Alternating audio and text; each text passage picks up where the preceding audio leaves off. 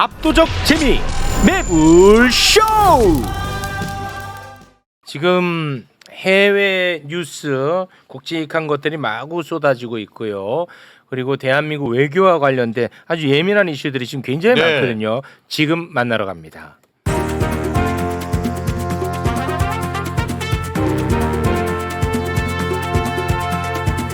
세계로 뻗을래요. 중국 시진핑 주석의 실각설이 계속 나오고 있습니다. 그렇더라고요. 굉장히 충격적인데 예. 중국에 대해서 뭘 아는 게 없으니까 네. 뭐 또 단어도 어렵고 마라탕만 알지 뭐. 도저히 뭐 알아들을 길이 없더라고요. 예. 그래서 오늘 중국 전문가분들 모셨습니다. 먼저 김희교 교수님 박수로 맞이합니다. 안녕하세요. 네, 반갑습니다. 네, 고맙습니다. 네. 자, 그리고 중국 전문가 오늘 매불쇼 처음 함께하는 분입니다. 조장완. 네, 박수로 맞이합니다. 예, 안녕하세요. 처음 뵙겠습니다. 조창환입니다. 조창환 대표님. 네, 네. 한국 분이시군요. 네, 맞습니다. 생긴 건 약간 중국 사람처럼 생겼죠.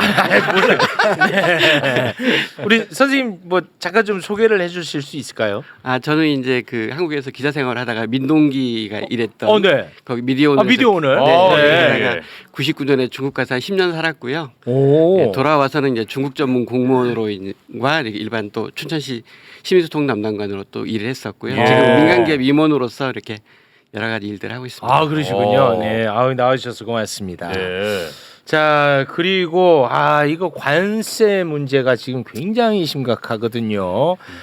관련한 이야기 또 함께 나눠야 됩니다. 네. 김준영 의원님 박수로 맞이합니다. 네, 안녕하십니까. 네, 반갑습니다. 관세뿐만 아니라 지금 오늘 김태효를 때릴 사안이 또 하나 더 있어요. 그렇다면 뭐 시간 네. 넉넉히 드립니다. 네, 김태효를 때린다면은 네. 저는 잠을 안 자도 좋습니다. 네, 고맙습니다.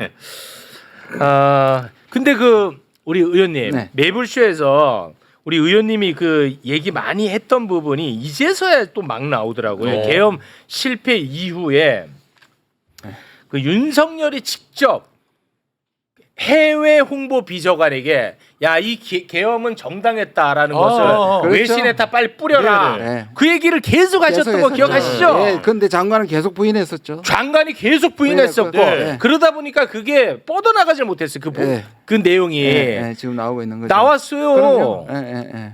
이 윤석열이가 직접 지시했답니다. 직접 지시했다니까요. 그래서 사실은 나중에 외교부에서 그 부대변인 그 밑에 사람 하나 날리는 걸로 징계하는 걸로 마무리했는데 네. 사실은 실질적으로 계속 사후에도 이것을 정당화하려고 네.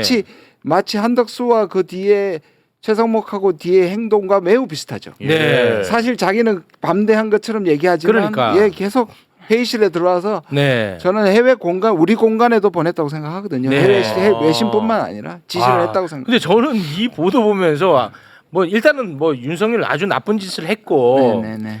권한이 없는 짓을 한 거니까. 네. 근데 또 한편으로는 이 의외로 자기 사는 일에 있어서는 꼼꼼하다라는 생각도 좀 들더라고요. 아니 네. 어떻게 이런 것까지 챙길 생각을 했나 싶더라고요. 원래 나쁜 인간들이 좀 열심히 사는 편입니다. 그래서 우리도 열심히 살아요. 그러니까 자기 죄 짓고 나서는 열심히 사는 거야. 야, 외신까지 신경을 썼더라고. 난 그건 좀 놀랐어요. 거기에 이제 외신 담당 비서관이 있거든요. 네네. 그 사람이 이제 사실상 옛날 동아일보 출신의 하 기자라고. 하태원. 예, 하태원 기자가 네. 사실은 이걸 주도한 거죠. 예. 네. 하태원 비서관이 그 진술을 했더라고요. 네네네. 네. 와, 그러니까 아무튼 예전에 의심하던 게 의심하는 거 다 사실이었다니까. 지금 또 좀 이따 얘기할 텐데 그것도 또 사실로 드러났어요. 그 다 맞아, 이야기 다 맞아. 잠시 후에 하도록 예. 하겠습니다. 자, 그러면 어려운 거부터 좀 하고 가겠습니다. 이 중국 이야기. 시진핑 주석이 실각한다. 와, 이거는 진짜 깜짝 놀랐거든요. 일단 뭐 이 얘기가 어떻게 시작된 거고 어디까지가 진실인지 두 분이 좀 알아서 해주세요. 김 교수님 먼저 말씀하셔도 돼요. 네. 실각했다. 이게 지금 사실이 있고요. 그 사실을 기반으로 추측한 부분이 있고 또 좀 더 나가서 희망 사항을 가지고 사실을 껴 맞춘 부분이 있어요. 약간 혼재돼 있어요. 그래서 막 섞여가 있는데 네. 재밌는 것은 제가 보기에는 지금 우리나라에서 이게 가장 많이 돌고 있습니다. 실각설. 네. 시진핑 실각설이 우리나라에서 네. 제일 많이 돌아요? 예. 뭐 유튜브 들어보시면 아시겠지만 예. 너무 많은 유튜브 하루 종일 이것만 나와요, 제 알고리즘에. 이게 나오고 있잖아요. 하루 종일 이것만 나온다니까요. 그러니까 이게 이상한 알고리즘인데 정체가 이상한데. 이상한 거예요? 그것만 이제 또. 그렇게 보는 가장 큰 이유가 우리가 예. 자의적으로 중국이 이렇게 됐으면 한다는 그 좀 안 좋은 소망들이 계속 이제 작용했던 것 같아요. 근데 이 사안을 보려면 사실 지금 중국 현지의 상황들을 계속 봐야 합니다. 예. 근데 이제 우리나라엔 80년대 뭐 전두환이 했던 땡전 뉴스가 있었죠. 네. 근데 중국도 이제 중국 CCTV라고 중국 중앙 TV에 보면 7시에 신문 램보라고 하는 방송을 합니다.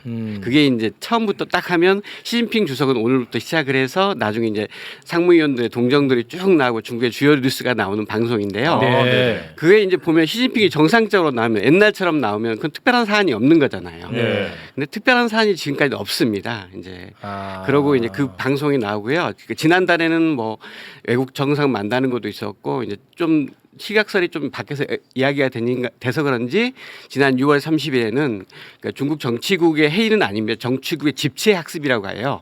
상무위원들을 모아놓고 같이 공부하는 자리인데 네. 그때 시진핑이 이제 상무위원은 물론이고 짱유샤라고 하는 지금 이제 군부 쿠데타 사살의 좀 중심 인물인 군사의 부주석까지 받아쓰기하는 모습을 보여줌으로써 네. 시진핑이 건재하다는 걸 보여줬고요. 어제 뉴스에도 이제 지금이 9월 3일이 아니 그러면은 시진핑도 실각석이 돈다는 거를 알고 있다는 겁니까? 그 정도까지로 딱 그러니까 중국의 행위를 해석하기는 좀 너무 무리긴 좀 하지만 무리하네. 약간 의식은 한다고는 볼 수 있을 것 같습니다. 아니 근데 왜 나오는 거예요? 그러면 그 실각설이? 그러니까 이제 제일 주목해야 될 인물이 장유사라고 하는 지금 이 중앙군사위원회라고 하는 군사 조직이 있어요. 군사위원회. 네, 중앙군사위원회. 중앙군사위원회. 한 10명 나름으로 10명 정도로 구성되어 있는데 이게 군을 통치하는 최고위직입니다. 예. 이 중앙군사위원 중에 한 명인 장유사라고 하는 사람이 있는데 가장 희망사항으로 사실을 왜곡하는 집단에서 하는 게 뭐냐면 이 사람이 군의 실권을 쥐고 시진핑을 축출했다 혹은 허수아비로 만들었다 이런 썰이에요. 그러니까 이거는 가장 황당한 가설이라고 저는 봅니다. 왜냐하면 중국 군대는 우리나라처럼 국군이 아닙니다. 당군이에요. 당. 네. 공산당의 군대. 예. 그래서 당의 고위 관료들을 통제를 못하면 군대 자체를 전체적으로 통제할 수 없는 게 기반되어 있습니다. 네네. 뭐 제가 먼저 그래프 하나 드렸는데 그거 보여주시면 네. 1번 볼까요? 상당 네. 피라미드. 피라미드. 예, 중국 공산당이 저렇게 구축되어 있어요. 그러니까 시진핑이 서기가 단 한 명으로 하고요. 시진핑 맨 위에 예, 있고. 그 시진핑 그 당 조직의 서기가 되면 당의 서기가 되면 그 사람이 중앙군사위원회 자동적으로 주석이 돼요. 네. 그러니까 이게 이제 우리를 보면 당 대표예요? 당 대표인데 국가 대표가 되고 예, 국군을 통제. 당 대표는 아니죠. 대통령에 가깝다고 대통령이죠, 보시면 그냥 돼요. 네. 대통령으로 뽑히는데 당의 최고위직이 군대를 통제하는 거예요. 그게 그러니까. 우리하고 좀 다릅니다. 그러니까 당 대표이자 우리로 보면 당 대표이자 대통령이자 예. 군 최고 통수권자 이렇게 네, 보면 네, 되는 네. 거죠. 예, 예. 한 네. 번만 더 보여주십시오.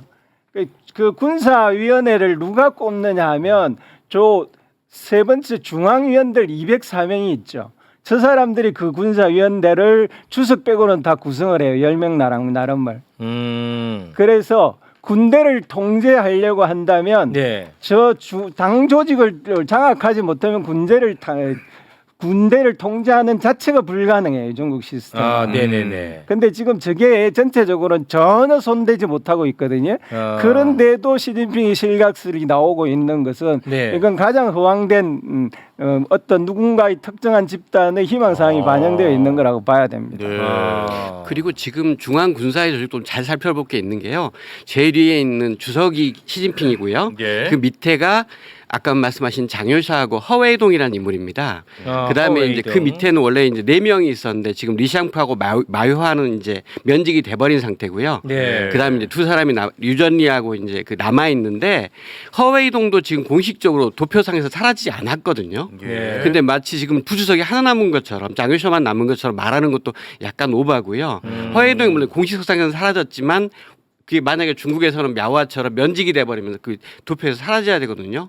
사라지지 않았기 때문에 그렇고요. 그러니까 제가 이제 듣기로는 좀 면직된 사람들이 시진핑의 최측근이라 이 사람들이 날아간 거 보니까 아유 시진핑도 이제 맛이 갔구나 네. 뭐 이렇게 연결되는 것 같더라고요. 군대에서 쭉 고위직들이 많이 날아간 건 그건 사실이에요. 해석은 두 가지입니다. 예. 하나는 시진핑 권력 이야기해줘서 날아갔다. 하나는 당을 부패에서 끌어내기 위해서 당을 숙청 과정에 있어서 군이 오히려 더 힘이 세졌다. 그런 두 가지 썰인데요. 네네. 저는 철저하게 후자입니다. 아, 그래요? 왜냐하면 시진핑이 지금 13년째 집권했잖아요. 네. 지금 이재명 대통령이 아직 한 달 채 됐는데 어느 정도 장악력을 가집니까? 우리나라에 비해서 중국은 훨씬 더 장악력을 가진단 말이에요. 그렇겠죠. 그래서 13년 통치를 한 중국에서 그게 시진핑 척근이다 아니다 이런 게 사실상 무의미한 거예요. 무의미해. 무의미한 그건 지나친 팝을 중심으로 중국을 분류하는 사람들이가 호사가들이 하는 이야기예요. 그러니까 지금은 당이 부패와 기밀 누설과 같은 것과 관련된 사람들을 정비하는 중이라고 보는 것이 합리적인 해석으로 보입니다. 그 미국 그 백악관 마이크 국가안보보좌관 네, 그거 출신. 제가 말씀드릴게요. 네. 마이크 플린이라는 사람은 물론 NSA 다시 말해서 국가안보보장을 지낸 건 맞는데 이 사람은 맨날 유튜브에 나와가지고 중국이 미국 선거에 개입했다는 이딴 소리를 하는 사람이에요. 에이, 그래. 그리고 이 사람이 이거 실각설 주장했잖아. 그러니까 그걸 또 한국이 받아가지고 엄청나게 뭐 믿을 만한 소식을 하는데 네. 이분이 유튜브에서 계속 음모론을 얘기하는 정도의 그래? 사람이니까. 예. 그럼 우리를 보면 약간 좀 근데 또 하나가 이 사람이 황교안 계속 퍼뜨린 것 중에 하나가 2027년 대만 침공설입니다. 이게 또 미국에서 그걸 빌미로 한국이나 일본을 동원시키려고 계속 이걸 퍼뜨리고 있는 줄 알아서 그건 좀 위험합니다, 사실은. 그러니까 이제 저는 우리나라 언론에서 실각설이 아니라 시진핑 사연임이 가능한가 아닌가 이렇게 초점을 바꿔야 된다고 그렇게 바꿔야 생각합니다. 돼요? 실각은 아니고요. 뭐 어제도 싱가포르 총리 만나고 매일 나와서 자기 할 일 다 하는 사람이 어떻게 실각을 했다? 사연임은 언제 결정? 27년에 바뀌는 그래서 거거든요. 그래서 미국이 그 음모론을 아, 하는 그래서 겁니다. 흔드는 사연임 거야. 하려고 침공한다. 근데 그 어떻게 전문가들은 예측하세요? 근데 지금까지는 대체적으로 서구의 전망은 사연임으로 갈 것이다라고 전망을 하는데 네. 이제 그 사연임으로 간다라고 완전히 확정되기에 보기에는 조금 의심스러운 일들이 벌어지고 있는 것은 사실이에요. 아, 그런 건 예, 있어요? 그런 것들이 실각설의 하나의 기반이 되는 거고요. 예를 들면 지금 시진핑은 마오쩌둥과 등소평과 시진핑을 잇는 이른바 거의 개인의 숭배하는 절차들이 계속 진행되고 있었는데 네네. 그런 절차들이 조금 누그러뜨려지고 있어요. 이걸 사연임을 안 할 중으로 봐야 될지 아니면은 중국 공산당이 건강한 신호로 봐야 될지는 앞으로 해석을 해야 되는데 예. 그 여부는 아마 좀 8월에 있을 사중전회를 보고 나면 좀 알 수 있을 것 같습니다. 아, 그렇습니까? 예. 뭐 일각에서는 또 뭐 시진핑이 이제 피곤해서 안 한다는 얘기도 있던데. 피곤설. 건강 이상설. 건강 이상설. 건강 있어. 이상설은 사실은 극비잖아요. 이걸 예. 알 수 있는 사람 몇 사람이 안 될 텐데 사실 중국 고위직들을 만나보면 지금 이재명 대통령이 일하는 것만큼 정말 열심히 하거든요. 그 최고 수반을 13년 하면 네. 어떤 힘들만 사람은 하죠. 힘들죠. 하죠. 예. 그럴 거는 충분히 있을 겁니다. 그게 4년이면 하면은 이게 나이가 70대 후반이 되는데 힘들 겁니다. 그런 점에 있어서도 사연임이 확정되어 있다. 그렇게 보기에는 아직은 좀 아직까지는 어려워요. 몰라요. 어려울 것 네네네.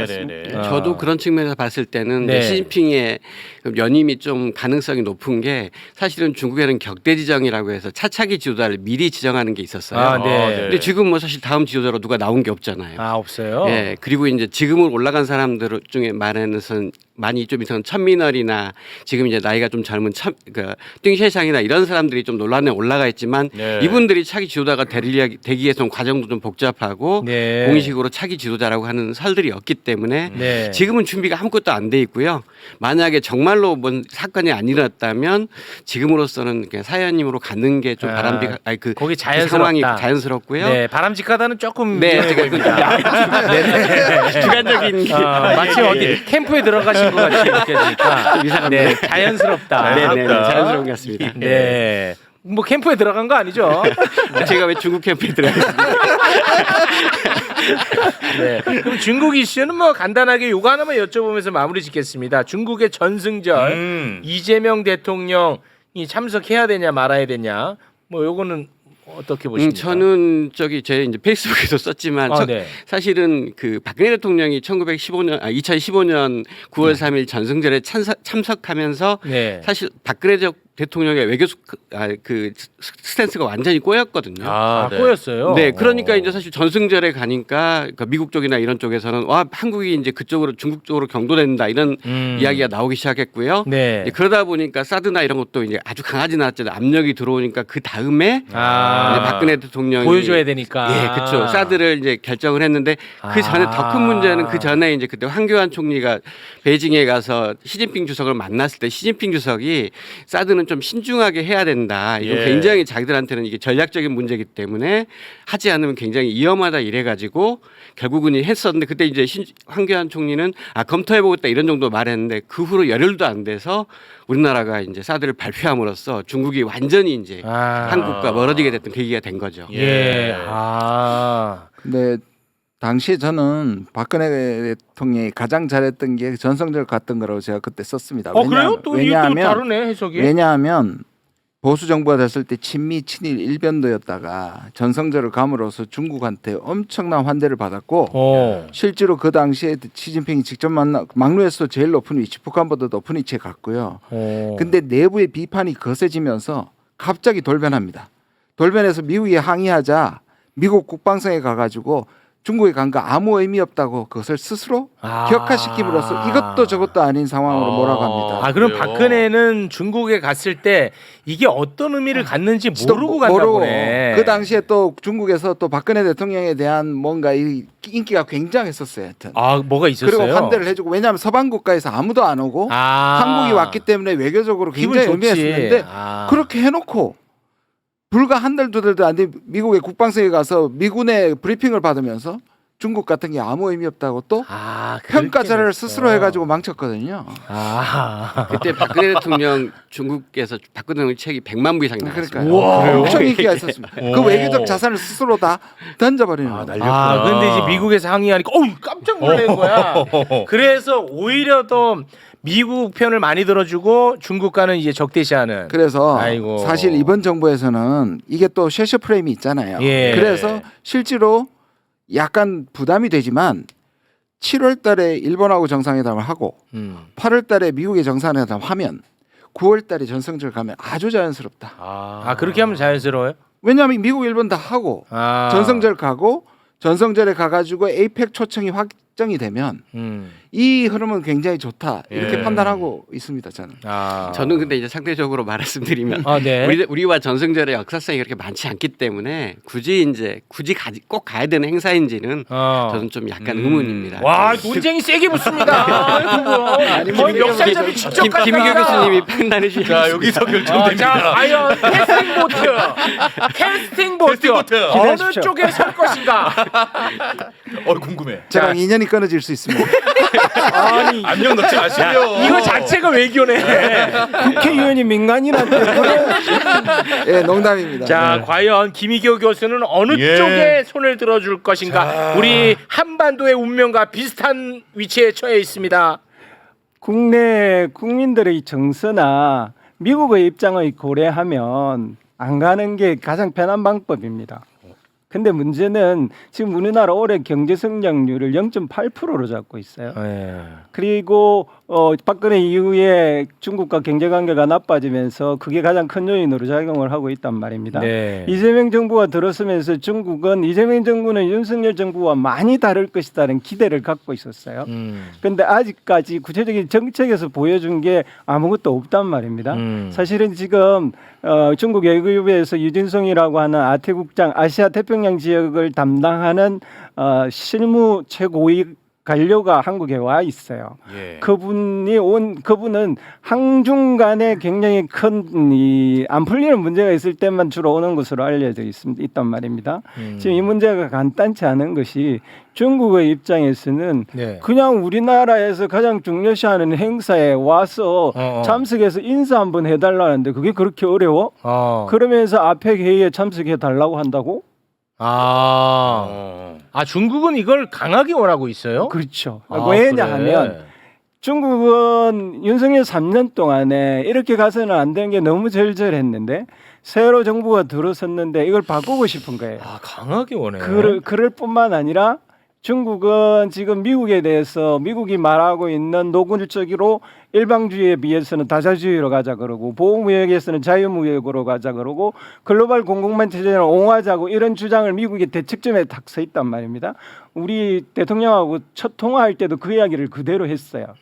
우리 이런 거 보호해야 된다. 중국 입장을 그대로 전달할 정도로 강력히 하는데 여기에 한국이 어떻게 설 것인가를 중국은 빨리 보여달라는 거예요. 아직 사실은 시진핑 주석이 공식적으로 아펙 회의에 10월 말 아펙 회의에 참석한다고 발표 안 했거든요. 그래요? 그런데다가 이게 분위기가 심상치 않던 것이 한국 아이돌 그룹을 중국에 가서 공연할 수 있게 해줄 것처럼 다 이야기되다가 막판에 딱 스톱되어 있어요. 스톱됐어요? 아직 재개가 안 됐습니다. 그래? 풀린 거 그러니까 아니구나. 중국이 어떻게 하는지 보고 우리의 카드를 낼 거야. 지금 이러고 있는 상태로 보는 것이 정확하다 말입니다.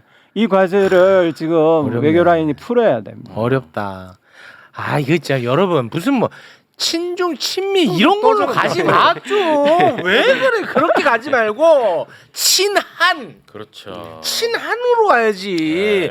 그렇게 좀 제발 좀 우리끼리라도 좀 그렇게 하지 맙시다. 사실 윤석열 정부가 외교가 잘 되었다면 그리고 지금 주중 대사도 없단 말입니다. 주중 대사가 제대로 외교적 역할을 했다고 했다면 네. 사전에 중국이 이렇게까지 여기에 중요한 것을 걸지 않게 우리 지금 이런 입장이다. 이 문제는 그냥 좀 넘어가는 것이 길게 한중 관계를 보아서는 좋을 수 있다. 이렇게 충분히 협상할 수 있는 여지가 있는 문제거든요. 그런데 그런 통로들이 완전히 없어져 있는 상태란 말입니다. 그런 상태에서 지금 중국으로서는 니네가 윤석열 정부가 뭐가 다른데? 라는 것을 테스트하려고 든다라고 보여져요. 제가 좀 지는 느낌인데요. 어렵네. 근데 이제 저는 하나를 좀 짚고 싶은 게 우리나라에서 주목하지는 않았는데 5월까지 우리나라의 대중 수출보다 대미 수출이 더 많았습니다. 네. 대미 수출이 509억 달러였고요. 대중 수출이 501억 달러로 처음으로 22년 만에 역전됐어요. 근데 그거는 이제 김유 교수님이 많이 설명하지만 동아시아 글로벌 가치 사슬이라고 하는 구조가 좀 있기 때문에 꼭 관련성은 없지만 미국이라는 나라도 이제 우리나라 수출에서 최고 1위가 됐다는 부분들, 그러니까 이런 부분들에 아주 예민하게 봐야 되고 또 이제 산업 구조를 또 그 속에서 파악해야 되지 중국의 관계 회복만으로 절대시하는 것도 좀 위험하다는 게 제 생각입니다. 그러면 저도 또 그 논박을 하겠는데 네. 와, 논쟁 이게 뭐야, 세네. 이런 거 좋은 거야. 사실인데 좋은 거야. 미국의 관세 이후에 다시 미국이 2위로 떨어지고 있습니다. 아. 미국 관세 때문에 우리가 대미 수출이 지금 완전히 거의 떨어지고 있고 이게 만약에 아까 나온 것처럼 관세가 그래서 예정대로 시행이 된다면 또 그 얘기는 조금 달라질 수도 있습니다. 아. 그래서 저는 추세가 2차 방정식이 아니라 다차 방식을 어려워. 보고 풀어야 되는 그럼. 시기라고 생각을 맞아. 네. 합니다. 네. 근데 또 이제 며칠 안 남았는데 트럼프는 지금 우리한테 25% 매기겠다고 다시 통고를 했단 그렇습니다. 말입니다. 그러면은 자연스럽게 이 관세 이야기로 넘어가겠습니다. 그 얘기부터는 일단 우리한테는 매우 최후 통첩처럼 여기지만요. 이건 사실 트럼프가 자기 이거는 유예 기간을 늘린 겁니다. 요 모르는 분들도 계시니까 예. 잠깐 정리를 하고 가자면 원래는 7월 9일부터 7월 9일부터 언제 되는 거야? 관세 부과된다고 했거든. 네. 그래가지고 오늘 7월 8일이잖아. 8일이죠. 네. 와 이거 큰일 났다 네. 싶었는데 아니 도대체 몇 번을 이게 이렇게 뭐 되는 건 유예하는 맞죠? 건지 모르겠는데 트럼프가 8월 1일까지 또 유예를 했어요. 8월 1일. 유예하면서도 뭐 내 좋은 입맛에 맞는 제안이 걸 좀 있으면. 가지고 오면 또 조정할 수 있을 것처럼 또 얘기를 하고 있습니다. 예. 이 도대체 뭐 어떻게 되는 겁니까? 왜냐하면 트럼프가 그 57개국 표를 보여주면서 두 가지 사건이 일어났잖아요. 뭐냐하면 미국 폭락 주식시장하고 채권 시장이 폭락을 했습니다. 지금 이 한국하고 일본에 보낸 것 때문에 또 그때만큼은 아니지만 미국 주식시장이 흔들려요.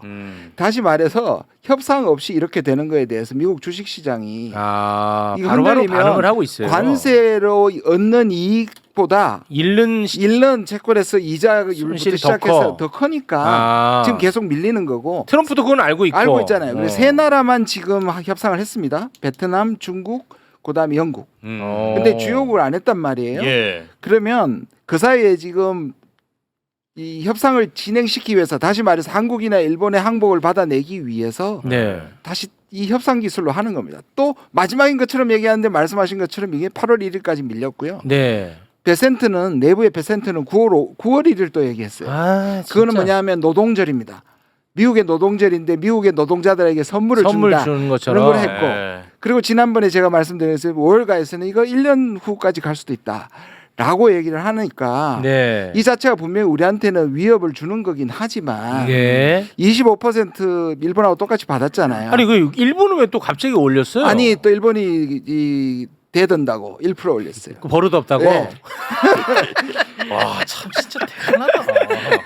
버릇 없다고 또. 아니 지금 국가가 외교를 하는데 버릇 없다고 갑자기 1% 스포일드라고 올려버렸어. 버릇 없다는 말을 단어를 썼어요. 이게 국가 간에서 스포일드라는 말을 썼어요. 이 뭐 하는 겁니까 이거 지금? 그래서 이걸 너무 겁이 나서 모든 걸 내줄 필요는 없고요. 예. 지금 얘기하는 게 일본 같은 경우에는 쌀, 한국 같은 경우에는 소고기 30개월.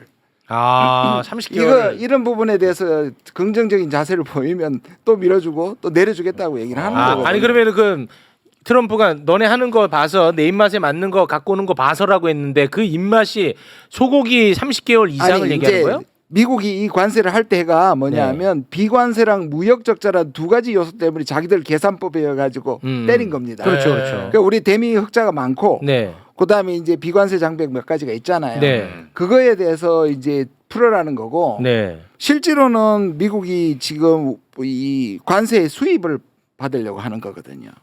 그러니까 뭐냐면 이 관세를 10%만 해도 미국에 매년 4천억 불 정도의 수입이 들어갑니다. 아, 그러니까 세수를 또 얘기하는 예, 거예요? 왜냐하면 최근에 뭐죠? 빅 뷰티풀 빌이라고 BBB 그걸 했잖아요. 그게 감세 법안이에요. 네, 그것 때문에 지금 지금 머스크가 지금 원수지간 원수지간이 됐잖아요. 됐잖아요. 예. 그러면 세수가 빵꾸 날 거 아닙니까? 펑크가 나면 그걸 메우는 방법 중에 하나가 관세예요. 그거야. 그래서 제가 지난 시간에 10%는 포기 못할 거다. 네, 최소한 네. 4천억 불은. 그러나 이 다루기 위해서 지금 사용하고 있는 게 상호관세다. 그럼 우리 25% 중에 10%가 보편관세고 네. 더 붙인 게 15%입니다. 근데 지금 이제 위성락 안보보좌관도 가기도 했고 그렇습니다. 이제 8월 1일까지 잘 되면 좋은데 제 말은 아휴. 어쩔 수 없는 부분이 있겠지만 놀라서 이거 외에도 조선이라든지 그때 LNG라든지 자동차라든지 이런 것에 대해서 너무 내줬지는 말아라는 얘기입니다. 네. 좀 버텨야 됩니다. 일본도 지금 버티겠다고 하거든요. 일본이랑 이럴 때 좀 협력하면 안 되나요? 바로 그겁니다. 예, 한일 간에 아, 협력이 맞죠? 필요합니다. 네, 맞습니다. 예. 협력해야지 일본이랑 이럴 때 괜찮나요? 협력해도? 예, 협력해야죠 당연히. 예, 또뭐 일본도 그런 것을 적극적으로 검토하고 있고요. 네. 네. 중국한테 가서도 뭔가 같이 해보자라고 자꾸 손을 내밀고 있습니다. 아, 그렇습니까? 그러니까 트럼프는 일본이 지금 굉장히 싫은 거예요. 싫은 거예요. 그리고 일본이 아. 채권을 팔았다는 의심을 하고 있습니다. 일본이 중국하고 함께 세계 1, 2위 미국 채권 보유국입니다. 그럼 이 채권을 팔기 시작하면 미국이 그때 말한 것처럼 채권과 주식시장이 다 흔들리는 거예요. 그럼 버릇 없게 또 이거 팔았다고. 그럴까 봐. 그렇게 되는 거구나. 예. 아무튼간에 8월 1일까지 일단은 유예가 네. 된 상황입니다. 뭐 어떻게 될지는 잘 모르겠네요. 근데 또 저 국힘하고 이쪽에서는 우리가 마치 협상을 안 해가지고 얻어맞는 것처럼 또 계속 또 그런 식으로 여론을 또 조작하고 있습니다. 네. 그럼 또 말 나온 김에 일론 머스크 얘기를 잠깐 해볼까 하는데 트럼프하고 일론 머스크는 한 몸인 것처럼 아주 가까웠어요. 그랬었죠. 불과 얼마 전까지. 싸웠지 근데. 예, 그런데 이제 그 트럼프가 갑자기 전기 자동차에 주던 보조금 네네. 요거를 이제 폐지한다 그러고요. 그리고 청정 에너지 세제 혜택이 있었거든요. 네. 요것도 또 폐지한다고 그래가지고 일론 머스크가 뚜껑이 날아갑니다. 완전히 날아갑니다. 네. 그래가지고 막 이상한 얘기도 많이 했었어요. 그러니까 트럼프가 또 여기서 뚜껑 날아갑니다. 네. 그래서 이 새끼 이거 손 좀 봐야 되겠네. 어. 일론 머스크 손 본다 그랬어. 예. 그러니까 일론 머스크가 아 그래? 그러면 나는 또 창당을 해야겠구만. 그래가지고 지금 막 난립니다 난리야. 아메리카 당이라고 창당한다는데 창당하는 거예요? 창당하겠다는 거 지금 내년 중간 선거에서 예. 소수의 이제 왜냐하면 공화당은 워낙 지금 사실 다 당을 장악했지만 몇 표 차이가 상원이고 하원이 몇 표 차이가 안 납니다. 네. 그러니까 한 서너 명만 잘 포섭해도 이게 캐스팅 보트를 할 수 있다는 계산이. 아, 근데 제가 보기 그래서 트럼프는 뭐까지 나왔냐? 너 남아공 출신이지 추방해 버릴까? 와 지금 아니 그거를 기자가 물어보니까 그 검토 해볼게. 와, 나 진짜 너무 놀랐어. 검토한대. 그러니까 이게 권력이냐? 우리가 그런 적이 한 번 있었죠. 정주영 당시 회장이 또 출마하고 그러니까 사실 미국에도 페로라는 아주 유명한 아주 재벌이 있었는데 결국 권력한테 졌습니다. 예. 권력한테는 안 되지. 지금 글쎄요 트럼프한테 저는 쉽지 않을 거라고 봐요. 그래요? 왜 그래서 뭐 다 깎아버리고 지금 주식시장 계속 지금 폭락하고 있어요. 테슬라 지금 폭락하고 있던데. 테슬라. 그렇겠죠. 결국은 일론 머스크가 아유 형님 제가 잘못했습니다. 이렇게 정리될 거다. 중간에는 약간 꼬리 내렸는데 꼬리 내린 게 안 통하니까 다시 화를 낸 건데요. 예. 미국은 한국보다 더 3당이 살아남기 힘든 구조입니다. 예. 와 근데 진짜 트럼프는 보통 사람이 아닌 게 그 정부 효율분가? 네. 그거 아직, 일론 네. 머스크한테 장관 자리 예, 줬잖아요. 예, 그걸로 이제 막 일론 머스크가 기업들 막 엄청 예. 쪼았단 말이야. 네, 맞아요. 근데 트럼프가 야 이 정부 효율부로 너네 회사 한번 내가 한번 쪼아볼게. 예, 그렇게 와 얘기했어요. 잔인하더라고 진짜 잔인해. 그러니까 사람이 어떻게 아픈지를 그것만 연구한 사람이야 트럼프. 내가 볼 때는 맞죠? 네, 맞습니다. 와우. 이런 인물을 본 적이 없습니다. 아. 그것도 미국에서. 아무튼간에 요 두 싸움은 트럼프가 이길 가능성이 예. 높다. 결국에. 그럼 창당까지 가기 어려울 거다. 아니 창당을 하겠죠. 하더라도 창당은 그게 해요? 창당은 뭐 갈 수 있으리라고 생각을 하는데 지금 예를 들어서 그 비례 반대했던 공화당 의원들이 몇 사람이 있어요. 왜냐하면 공화당 이 빌이 성공하지 못하면 부채를 더 많이 져야 되거든요. 미국 정부가. 그럼 그게 안 좋다고 얘기하면서 반대했던 사람들을 포섭 중입니다. 공화당. 아니 근데 왜 그 트럼프는 전기 자동차에 대해서 이렇게 싫어하는 마음이 커요? 아 트럼프는 환경 다 필요 없고 그 다음에 보조금 다 안 준다는 거예요. 아, 그런 거 그러니까 필요 감세를 없고. 통해서 니들이 다 돈을 만들어라는 야 거예요. 석유 떼가지고 그럼요. 야 좀 하늘 좀 까맣게 만들어 보자. 지금 기후 변화 이거 전부 다 가짜라고 말해요. 아 가짜라고 하니까. 기후 변화는 다 낭설이고 음모라고 얘기해요. 아 하여튼 주관은 뚜렷해요. 이번에 폭으로 100명 이상 죽었는데요. 지금 그래서 저 사실은 더 문제가 이거예요. 지금 말씀하신 텍사스에서 폭우로 100명 이상 죽고 이게 2005년도에 누구냐면 부시가 허리케인 카트리나 기억나실 거예요. 그거를 제대로 대처 못 해가지고 중간석에서 대패합니다. 그게 나중에 오바마로 가게 되는데 지금 미국에서 트럼프가 이런 사람이 죽는 문제하고 이걸 제대로 해결 안 하고 매우 방관하고 있어서 이게 미국 내부에 좀 네, 문제가 알겠습니다. 되고 있습니다. 자, 시간이 너무 없어서요. 요거 하나만 짧게 하면서 마무리를 짓겠습니다. 윤석열 정부가 우크라이나에 네. 우리 군사 물자를 303억 그냥 막 제공을 했다라는 것을 우리 또 김준영 의원님이 이거 좀 심각합니다. 문제 제기를 했거든요. 일단 잠깐 영상을 보고 예. 오겠습니다. 윤석열 정부는 23년 7월부터 24년 5월까지 우크라이나에 대해 장애물 개척 전차 등 17종 총 300억 원이 넘는 국군의 군사 장비를 무상 대여해 주었습니다. 그러나 우크라이나에 지원된 해당 장비 모두 우리 국군에도 턱없이 부족한 장비들로 확인되었습니다. 국민의 안전과 국군의 전력을 갈가면서까지 우크라이나에 퍼준 것입니다. 더 심각한 것은 이 무상대여 계약서에 우크라이나 측 요청이 있으면 반납을 면제할 수 있다는 면제 조항이 들어있다는 점입니다. 아이씨, 뭐야 이거? 뭔데?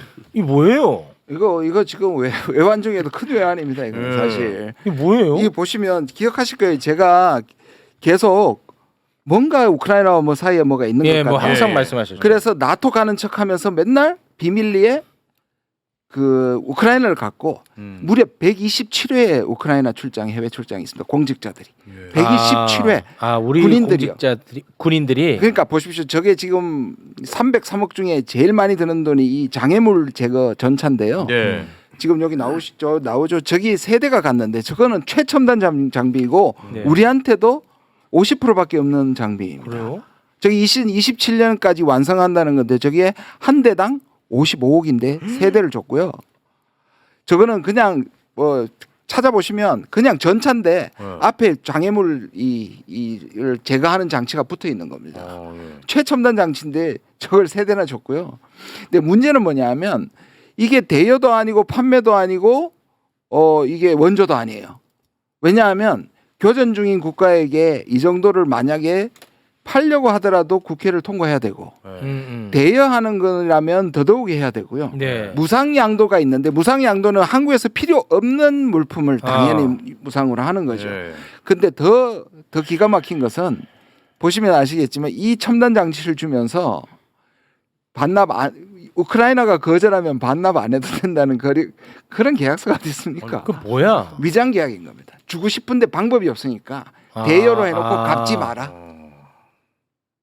와, 근데 왜 그랬다고 보시는 거예요, 그러면? 그래서 제가 보면 파병부터 우크라이나 지원이 네. 김태호를 중심으로 왜냐하면 이게 결정적인데요. 이게 100번 양보해도 국방장관의 정결 사항인데요.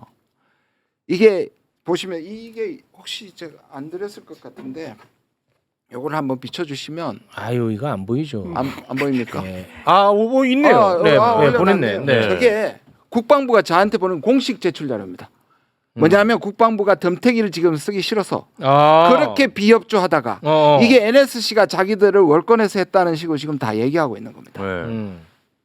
좀 보시면 첫 번째가 위에 보시면 첫 번째 제출 자료? 네. 제일 위에 자료가 뭐냐면 이거 국군 창설 이래 교전 중인 국가에게 군사 장비를 대한 사례가 없다. 이게 국방부가 답한 겁니다. 이거 말도 안 되는 일이라는 거를 국방부가 답을 했다고? 두 번째 보십시오. 우크라이나의 4차 군사 장비 지원은 NSC 상임위원회의 결과에 따라 결정해서 저한테 지금 일러주는 겁니다. 왜요? 그러니까 자기들이 책임 없다고 얘기하는 겁니다. 그다음에 세 번째 보시면 무상 대여 품목에 대해서는 우크라이나에서 면제 요청 시 회수하지 않을 예정입니다. 이미 이 부분에는 아니 그러면 이건 의원님이 의혹 제기가 아니고 이건 사실이네. 사실이에요. 의혹 제기가 아닙니다. 의혹 제기가 아니네. 네, 사실이에요. 이거는 이거 특검 내가 어제도 기자회견하면서 특검에서 이것까지 조사해야 됩니다. 근데 NSC 물론 NSC에 뭐 김태효라고 지정하지는 않았지만 네네네. 이 NSC의 월권은 확실하고요. 이 자체가 국회 동의도 안 받고 303억 지금 세금으로 다 메워 넣어야 되고요. 그 세대 다시 구입해가지고 채워 넣어야 되는 건 다 세금으로 해야 됩니다. 이 사람들이 우리가 잘 아는 대로 세계 민주주의를 위해서 이런 짓을 할 사람들이 아니지 않습니까? 왜 이렇게 했을까? 그 실익이 어디서 챙겼는지를 잘 검토를 이 해봐야 되는데. 삼부토건이랑 관련이 있나? 저는 이게 외환과 관련 있는 거라고 봅니다. 외환? 왜 한기호 의원 기억나시죠? 신원식과 전화 통화 거기서 네. 싸움 복귀 해가지고 심리전을 해가지고 북한이 파병한 것과 맞아요, 복귀해라. 진짜. 저는 이것도 저기 백령도 드론 이런 것과 다 합쳐서 네. 여러 가지 시나리오 중에 하나였다. 파병까지 생각하고 있었다고 저는 생각합니다. 이게 단순히 그냥 우크라이나 전쟁이 끝났을 때 재건을 위해 가지고 주는 그 이상이다. 저는 오히려 그렇게 생각합니다. 뿐만 아니라 동거래도 검토해봐야 될 것 네. 같은데요. 저건 그냥 무상으로 저걸 준 거 아니에요? 왜 줬을까? 이거 도저히 이건 상상이 좀 안 되네. 우리 좀 중국 전문가님 네. 아무거나 한번 내피셜 들어가 볼까요? 아니 뭐 저도 그 속에서 중국 전문가님. 가장 얻을 수 있는 게 재건 사업이기 때문에 재건 사업과 연관성이 좀 있다고 보는 거예요. 삼부토건 쪽으로 이제 그쪽에서 기우시는군요. 그런 네, 것 같습니다. 삼부토건 주가 조작과 관련이 있지 않겠느냐는 강력한 의혹 제기를 좀 하고 있습니다. 저는 그렇게 그렇죠? 유혹하진 않았습니다. 확정하진 않았습니다. 네, 지금 아주 거의 단정적으로 말씀을 해주셨습니다. 거기 가 있는 물품은 아예 못 받은 거예요? 아니 안 돌려줘도 되도록 개가약서 처음부터 우리가 이건 안 돌려줘야 된다고 우리가 넣어줬다니까요. 말이 안 되잖아요. 아니 근데 이걸 뭐 어떻게 아셨는지 모르겠습니다만 이 이상 더 있을 거예요. 제가 그래서 처음에는 계속 파병 문제로 그다음에 가서 또 윤석열이 가서 생즉사 사즉생이라고 약속도 하고 왔잖아요. 뭔가를 거래를 하고 우크라이나의 젤렌스키는 계속 무슨 빚진 사람처럼 내놓으라고 했고 그런 것들을 계속 추적했던 거잖아요. 그리고 그때 뭘까? 탄약 담당 국방부의 맞아요, 탄약 맞아요. 담당관이 그게 갔잖아요. 계속 갔잖아요. 갔어요. 계속 전화했는데 안 받길래 결국은 실토를 받아냈던 예. 거고. 그러니까 이게 무기와 장비들이 실제로 다 갔고 거기에는 미국의 압박도 있었고요.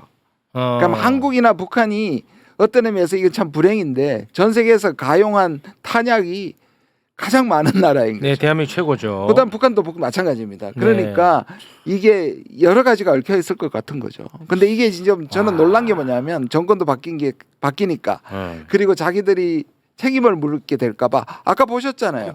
국방부의 공식이 제가 요구한 것에 대한 답변서입니다. 그래서 아까 이게 저는 여기 받았는데 이게 뭔가 했어요. 네. 이거 이걸 도대체 뭐야 이거 어디서 하는 거야 이거 그러니까 왜 이렇게 국방부의 폭로하는 거야? 공식 답변입니다. 이거 국방부야. 제 의혹 제기가 아닙니다. 이 의혹 제기가 아니었네. 네. 이건 뭐 사실이네요. 네, 사실입니다. 예.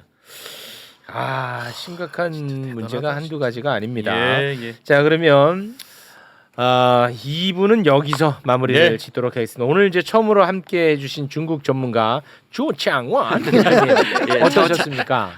제가 저도 그렇고 저도 와이프도 그렇고 체육 씨를 굉장히 대단히 좋아하는데 고맙습니다. 현장에서 만나 뵙게 돼서 너무 아. 반갑고요. 그런가요? 와이프가 오늘 좋아할 것 같습니다. 그런가요? 네. 대단히 고맙습니다. 행복합니다. 네. 함께 해주신 세 분 대단히 고맙습니다. 감사합니다. 감사합니다.